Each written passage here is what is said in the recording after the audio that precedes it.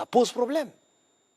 Boire l'eau aussi est un problème pour parler des liquides après les solides. L'eau est-elle un médicament? Mais l'eau aujourd'hui, c'est un médicament. En tant que diététicien, nous, on prescrit l'eau comme un médicament. Pourquoi? Parce qu'aujourd'hui, on ne boit pas de l'eau.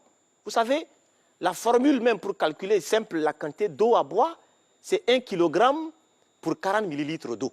Malheureusement, aujourd'hui, à peine il boit 1 à 2 verres d'eau, il pense qu'il a déjà tellement bu.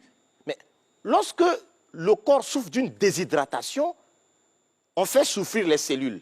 Le corps devient acidifiant et c'est difficile d'épurer le corps des déchets toxiques.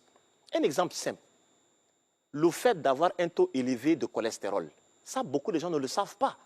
Quand je bois peu d'eau et que mon corps souffre de la déshydratation, le corps lui-même induit à la production du cholestérol afin de protéger les cellules de l'eau pour que les cellules ne puissent pas perdre encore davantage d'eau. Donc, si tu souffres de l'hypercholestérolémie et puis tu ne bois pas encore de l'eau, tu te fais doublement mal. Donc, l'eau aujourd'hui, véritablement, c'est un médicament. Et on doit boire de l'eau. Finalement, pour un homme, quelle est la quantité d'eau recommandée par jour? Alors, si tu pèses 60 kilos, ben, tu dois boire autour de 2,4 litres d'eau. Si tu pèses 70 kilos, ben, il te faut boire 2,8 litres d'eau.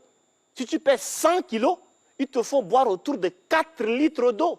Mais le plus souvent, on prend à peine 1 litre d'eau et on vient maintenant compléter avec des infusions bien sucrées ou bien des sodas bien sucrés. Et ça crée un désordre. Comment ça se fait?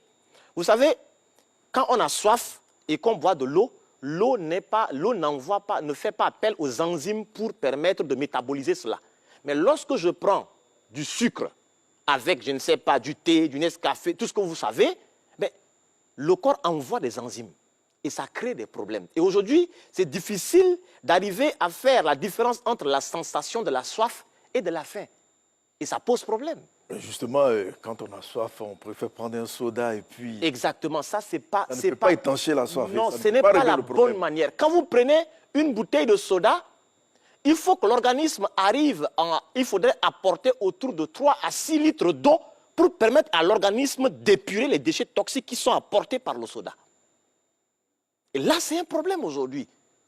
Et à la longue, nous devenons maintenant un déchet métabolique terrible et on devient comme c'est un central nucléaire de déchets toxiques. C'est inquiétant, mais ça fait aussi rire. Oui, mais en fait,